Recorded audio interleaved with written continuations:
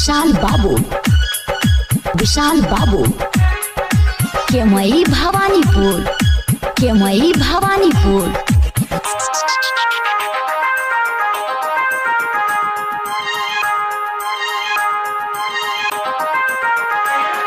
हे सूरज देव दर्शन दिखा दिहा।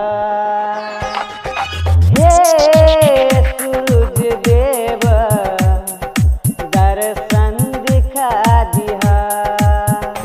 भगतन के अपने सूरज, भगतन के सूरज देव दर्शन दिखा दिहा।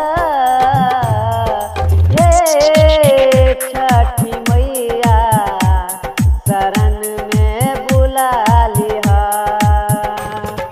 हे छठी मैया शरण में बुला लिहा।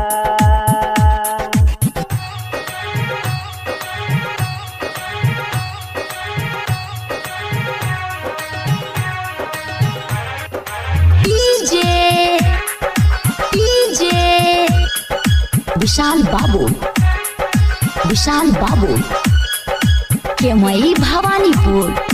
केमई भवानीपुर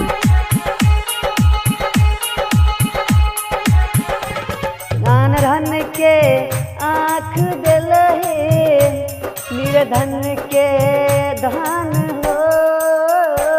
अनधन के आँख दिलहे निर्धन के धान हो। बाजिन के